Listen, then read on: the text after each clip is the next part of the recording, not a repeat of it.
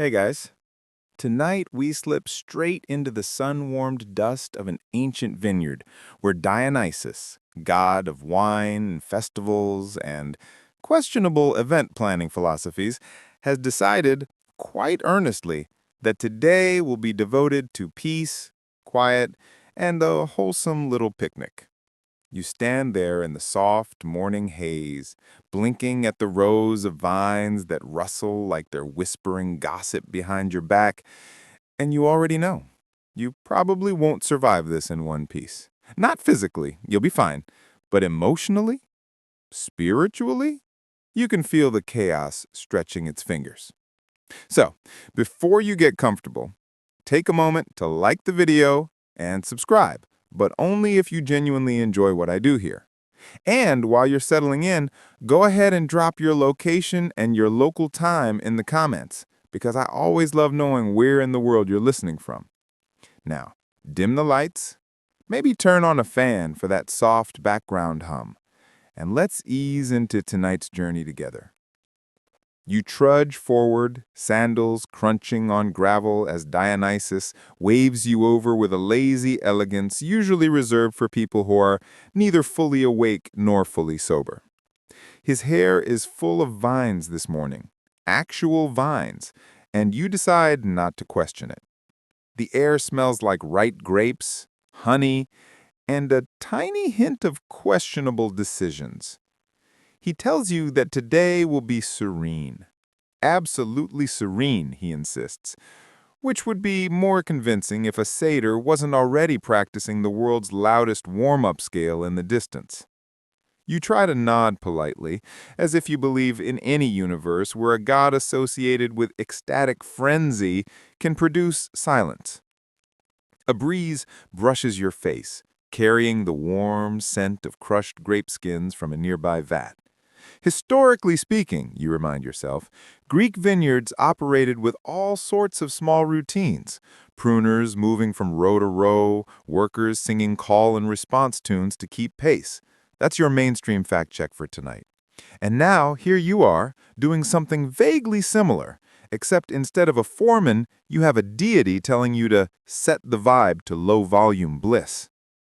You help him drag out a woven picnic mat that is definitely enchanted, mostly because it unfolds itself, flaps like a lazy bird, and then settles into place. Historians still argue whether Dionysian worship involved mild household magic or whether these myths just exaggerated everyday tools. Right now, the carpet is definitely helping itself, so you're leaning toward magic. As you straighten the mat, Dionysus asks you to make sure everything stays quiet today. He says it with the intensity of someone making a New Year's resolution he already knows he won't keep. You say sure, because what else do you say to a god who once turned pirates into dolphins when annoyed? Then comes your quirky tidbit for the section. Dionysus hands you a small clay jar filled with what he calls picnic-grade amphora polish. Apparently, there were actual recipes for polishing amphoras to keep wine jugs cool during hot days. Some mixtures used olive oil and crushed herbs. His version smells suspiciously like rosemary, mint, and something that might be moonlight. You choose not to inhale too deeply. You slip the jar into a basket, while Dionysus lounges on a rock like he's posing for a calendar called Gods Who Promised They'd Help, but Won't. He points to the path ahead. "We'll need flowers," he murmurs. "Quiet flowers." You don't know what that means, but you nod anyway. As you take your first steps down the vineyard slope, you feel the world settling into that odd, sleepy rhythm where myth, history, and mild sarcasm begin to blend. The dust lifts gently behind your heels, the sun climbs slowly, and in the distance, you swear you hear a Maenad yelling, "I am calm," which absolutely does not bode well. But for now, you breathe in the grape-rich air, hold the picnic basket close, and keep walking, hoping, perhaps foolishly, that serenity is still an option. You keep walking, basket in hand, and the vineyard path curves just enough to reveal the exact problem you were hoping to avoid. The Maenads are already awake. And not just awake, wide awake, early morning over-caffeinated energy vibrating through every vine-wrapped limb. One of them is holding a tambourine. Another is warming up her vocal cords like she's preparing to audition for ancient Greece's Got Talent. So much for the quiet requirement. You clear your throat softly, hoping they'll get the hint, but subtlety is not a Maenad's first language. They all spin toward you in unison, eyes sparkling with a degree of enthusiasm that feels legally dangerous. You raise a hand. "Dionysus wants a quiet day," you say, using your softest, most bedtime story voice.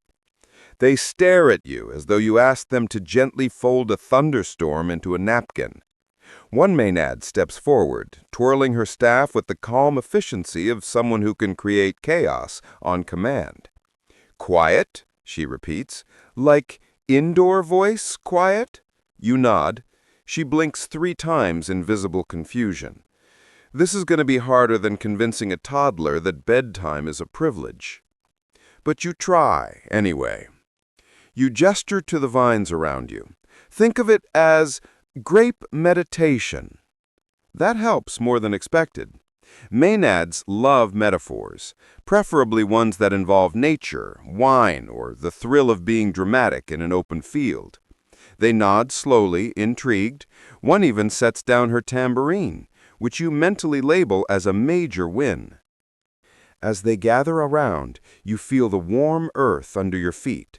Grapes hang like small planets from the vines, and for a moment everything is still. Historically, vineyard rituals weren't always frenzied. Some festivals had slow processions, soft hymns, and offerings placed gently at the roots of vines. That's your mainstream historical fact. Dionysian worship wasn't exclusively wild dancing. It had its calm phases too. You encourage the Maenads to walk with you, quietly, through the vineyard. They try, oh, they really do, but the quiet ends up sounding like a group of enthusiastic librarians who just discovered they can whisper loudly. One Maenad names a vine Gregory and asks if she can take it to the picnic. You tell her vines don't travel well. Quirky tidbit, one Maenad proudly shows you a pouch filled with picnic charms she made herself, tiny clay grapes painted gold. She tells you they bring serenity, though historically they resemble ancient good luck charms found in rural shrines. You accept one, mostly because refusing seems life-threatening in an emotionally symbolic way. You march them down the path, trying not to let your voice shake as you enforce your new rule. Whisper, only whisper. They nod, then whisper with such intense breathiness that it sounds like you're leading a cult that worships ventilation. Dionysus peeks over a hill watching your progress with mild surprise, like he didn't actually expect you to manage this. You shrug at him with the universal expression of someone internally screaming. A soft wind pushes through the leaves. The vines sigh. The earth hums underfoot. And despite yourself, you notice how pretty it all is. This vineyard, myth or not, feels alive. The sunlight dapples like spilled gold, and somewhere a bird chirps the ancient equivalent of, "You're doing your best." Historians still argue whether Maenads were ever truly calm participants in Dionysian rites, or if later writers exaggerated everything for dramatic flair. Today certainly supports the exaggeration theory, but for a brief moment, just long enough to breathe in the honey-warm air, the Maenads actually fall silent. You stand with them in a sunlit clearing. Quiet. Real quiet. Then someone sneezes so loudly the vines shake, and the entire group collapses into delighted giggles. You sigh, but you keep walking, because this is your job now, shepherd of the loudest whisperers in mythic history. And the picnic still needs preparing. You guide the Maenads down a narrower path, one that winds between grape-heavy trellises and stretches of sun-warmed stone. Dionysus waves you onward from a distance, giving you an exaggerated thumbs up that somehow manages to look both encouraging and like he's avoiding all responsibility. Classic. Your job now is to gather the food, the mystic spread, as Dionysus called it with the casual confidence of someone who has never actually packed a picnic basket in his immortal life. So you lead your merry band of whispering whirlwinds to a small stone outbuilding that looks like it was designed by someone who valued charm over structural stability. The door creaks open, releasing a cool breath scented with figs, herbs, and the mild panic of someone realizing they're catering for a god. Inside, clay jars line the shelves. Some are labeled in neat Greek lettering, others seem to rely on vibes alone. You light a small oil lamp, the flame flickering gently across the jars as you scan for things that won't explode, turn you into a dolphin, or summon an unwanted satyr. You pull out figs, olives, and soft cheese wrapped in waxed leaves, real historical staples of ancient picnics. Greek households often stored cheeses in brine or wrapped them to keep them cool, which feels incredibly practical compared to the rest of your day. A Maenad reaches past you and lifts an ornate container with grapes painted on it. "Is this wine?" she whispers, eyes shining with barely restrained volume. You tell her yes, but it's picnic wine, not festival wine, and therefore must be treated with reverence. She nods solemnly, then immediately drops the container and squeals when it bounces without breaking. Quirky tidbit. Dionysus apparently enchanted all his wine jars for festival durability, meaning they can survive drops, rolls, kicks, impromptu dances, and most small acts of mythological vandalism. You didn't know this before, but it's absolutely on brand. You begin arranging items in the basket. Soft bread, still warm from the morning oven, goes in first. Then grapes, because you can't have a vineyard picnic without them. Then olives in a sealed jar that looks suspiciously like it might whisper advice if opened. You shake it gently, hear nothing, and take that as permission to proceed. The Maenads, striving very hard to maintain their quiet voices, begin pointing out items to include. One offers you a cluster of strange, pale berries she found behind the storage shelves. She smell wise, she whispers. You decide that's probably not a recognized botanical category.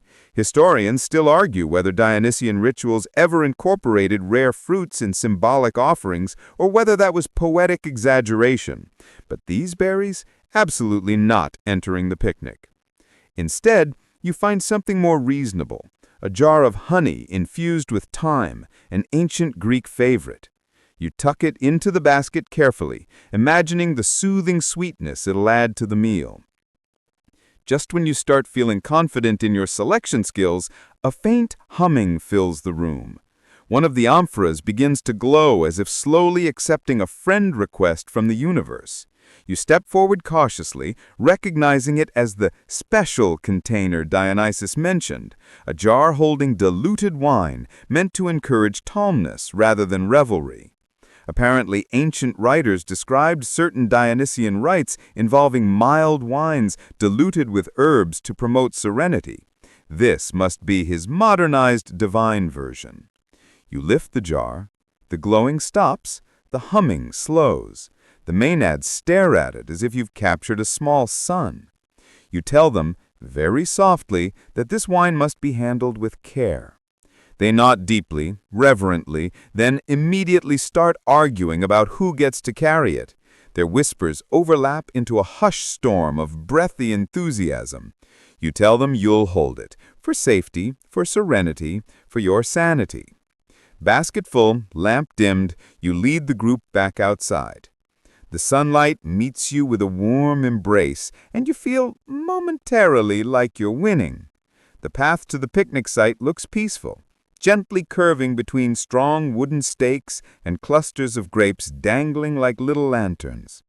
The Maenads follow behind in a strangely orderly line, each one clutching something. Flowers, charms, a loaf of bread someone may or may not have stolen from you. But they're quiet. Mostly. You hear only soft giggles carried by the wind. It's almost tranquil. almost the sleepy, relaxing moment Dionysus promised. But just ahead, the vines tremble slightly, and you sense movement. Another visitor? A wandering satyr? A curious shepherd? Or perhaps just one of those magical vineyard quirks that historians love to debate? You take a breath, shift the weight of the basket, and keep walking. Because the picnic spread is ready, and the next stretch of this divine misadventure is waiting. The vines rustle again, just enough to make you pause, grip the basket a little tighter, and mentally prepare for whatever brand of mythological nonsense is about to wander into your path. The Maenads crowd behind you, whispering, "Ooh," with the hushed intensity of a crowd watching a magician pull a rabbit from a hat. You gently remind them that whispering does not mean breathing drama directly into your ear, but they don't seem to process the note. As you round the next bend, you spot the source of the movement. Not a satyr, not a wandering shepherd, but a very confused tortoise, slowly nudging a grape cluster like it owes him money. You exhale in relief. Finally, something calm. The tortoise looks up, blinks, and then keeps walking with the unwavering confidence of an animal that has survived 100 generations of vine-trampling rituals. One Maenads gasps and whispers, "A good omen," before declaring that the tortoise is now the unofficial guardian of the picnic. You decide not to argue. You proceed, Dionysus now strolling beside you like he simply appeared out of sunlight. He links his arm with yours, glancing at the basket with princely approval. "You've done well," he says, "very calm energy." He says this just as two Maenads trip over each other trying to look serene, but you appreciate his optimism. The path opens into a wider terrace where the vines part enough to reveal a gentle slope leading toward a cluster of fig trees. The air here is sweeter, heavier with earthy scent of ripe fruit and warm bark. Historically, vineyards were often planted alongside fig or olive trees because they helped mark property boundaries and provided shade for workers. That's your mainstream fact for this round, wrapped neatly into the peaceful scenery ahead. As you and Dionysus walk, he plucks a fig and hands it to you, with the casual generosity of someone who forgets figs are real objects and not just aesthetic accents in his mythic brand. "You know," he murmurs, "people think revelry is all noise and chaos, but there's beauty in the quiet moments, too." You nod, appreciating the rare window of philosophical calm, right before a Maenads tries to hug a vine because she felt emotionally supported by its energy. The tortoise watches her silently, as if questioning all his life choices. You reach the fig grove, and that's when things tilt from mildly chaotic to mythically inconvenient. A faint shimmer ripples through the air, and a soft buzzing sound emerges from behind the trees. You push aside a low branch and stare at a cluster of tiny grape-sized lights floating lazily above the ground like sleepy fireflies. Quirky tidbit, Dionysus casually explains that these are vine spirits, small vineyard guardians that appear once in a while to check on soil moisture, fruit quality, and whether any mortals have recently annoyed a god. Are they historically documented? Not exactly. But some rural Greek folklore mentions invisible vineyard caretakers, possibly a poetic way of describing natural processes, so this counts as your magical fringe detail of the section. The spirits drift around you, bobbing like lanterns on an unseen tide. The Maenads freeze, wide-eyed, whispering in unison. Dionysus bows to the lights, and they dim briefly in acknowledgement before scattering like dandelion fluff caught in a breeze. Historians still argue whether ancient vineyard workers genuinely believed in such spirits or whether these stories were metaphors for seasonal changes. Watching them zip overhead, you vote for metaphor that accidentally became literal. You continue toward the picnic site, weaving through low branches. The vines seem to lean slightly toward Dionysus as he passes, like fans trying to catch his attention. He pats one absent-mindedly, which only encourages them. You're pretty sure a cluster of grapes just blushed. Then, because peace never lasts long with this crowd, a satyr bursts into the clearing with the frantic energy of someone who just remembered he left a pan flute on the stove. He skids to a stop, panting, and whispers loudly, "Am I late for the quiet party?" Dionysus gives him a look so gentle yet threatening that the satyr immediately lowers his voice 2 octaves and tiptoes away like a toddler caught sneaking cookies. The grove thins, revealing a soft patch of grass overlooking the vineyard. This is the spot. Dionysus nods approvingly. The Maenads squeal softly, which is impressive vocal restraint for them. You set down the basket and let your shoulders relax for the first time in what feels like a mythological eternity. Everything is still. The vines hum softly. The breeze cools your cheeks. Dionysus inhales deeply, like he's preparing for enlightenment. You've made it. Almost. Because, of course, the actual picnic still needs to happen. You lower the basket onto the grass, and for a moment, nothing stirs. Not the vines, not the trees, not even the Maenads, who are watching you with the kind of hopeful intensity usually reserved for surprise proposals or first bites of dessert. Dionysus settles on a flat patch of sun-warmed earth, tucking his robes around himself like he's posing for a relaxed yet flattering fresco. He gestures for you to begin. So you unpack the food slowly, deliberately, letting the rhythm of it pull you into a softer, sleepier cadence. Bread first, fragrant and warm, olives next, cool and briny. The figs you gathered along the walk, their skins glowing like tiny lanterns. Dionysus hums contentedly. And even the satyr who crashed the party earlier approaches quietly, sitting cross-legged with exaggerated care, as if any sudden movement might disqualify him from the quiet picnic prize he clearly thinks exists. You pass Dionysus the jar of calming wine. He lifts it with theatrical reverence, sniffing it like a sommelier who has never once followed the rules of sommeliering. "Perfect," he whispers.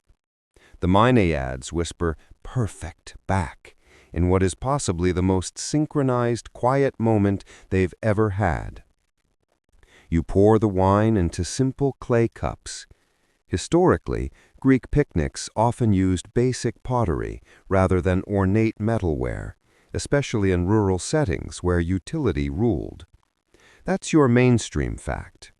You hand out cups carefully, making sure no one drops one. Even enchanted wine is still wine, and you'd rather not test its calming properties by watching it soak into the grass.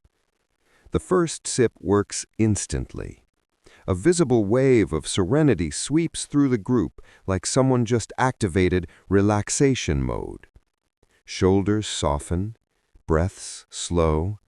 One Maead lays flat on the grass and sighs deeply, declaring the clouds to be emotionally supportive, which honestly feels accurate.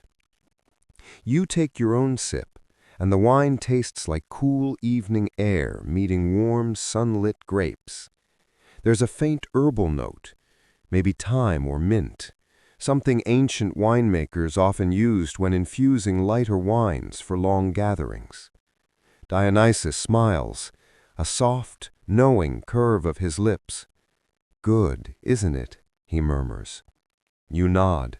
Good is an understatement. A gentle quiet settles over the vineyard. The tortoise arrives at the picnic blanket, parks himself beside a loaf of bread, and stares at it with contemplative devotion.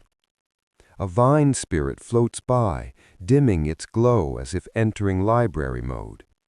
Even the satyr manages to look peaceful, which might be a mythological first. You unpack the honey jar, opening it to reveal a slow, golden swirl. A Maenads dips her finger into it and whispers, "This tastes like sunlight wearing a sweater." You're not sure what that means, but you appreciate the vibe. Quirky tidbit, one of the Maenads pulls out a tiny clay charm she crafted earlier, the little gold-painted grape, and places it ceremonially between the bread and cheese. She announces it will bless the picnic with harmony. Dionysus doesn't correct her. You certainly won't. As everyone eats, the vineyard seems to soften around you. The vines lean just slightly closer. The breeze lowers its voice. Even the fig trees rustle in slow, thoughtful patterns. You feel yourself unwinding, melting into the moment. Historians still argue whether Dionysian rituals ever included this kind of quiet, meditative gathering, or if the calm phases were overshadowed in later writings by the wilder elements.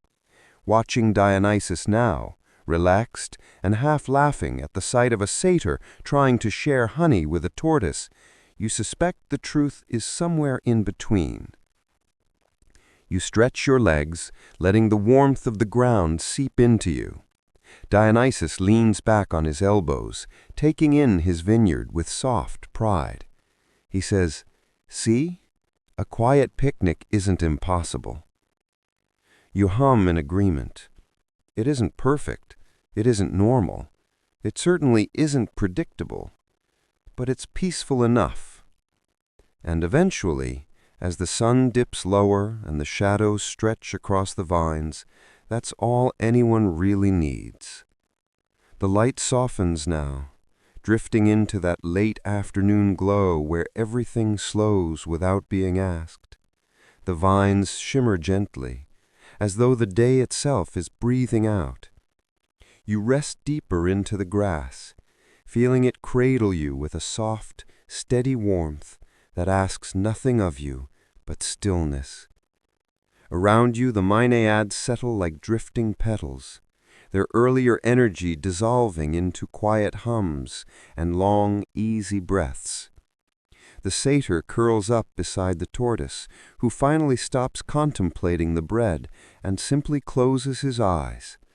Even the tiny vine spirits dim their glow to a soft candle flicker, barely stirring the air as they drift upward. Dionysus lies back, hands folded behind his head, watching the sky with a small, serene smile. He doesn't need to. The silence fills the space between all of you, gentle and expansive, stretching out like a soft blanket. You breathe in, slow, even. The faint sweetness of figs lingers in the air. A warm breeze drifts across your cheeks, smoothing the last tension from your shoulders. The vineyard rustles in long, lazy waves, almost like an ocean heard from far away. Everything grows quieter, slower, calmer. Your eyes grow heavy as the sunlight fades into a muted bronze. The world softens at the edges, turning hazy, comforting, familiar.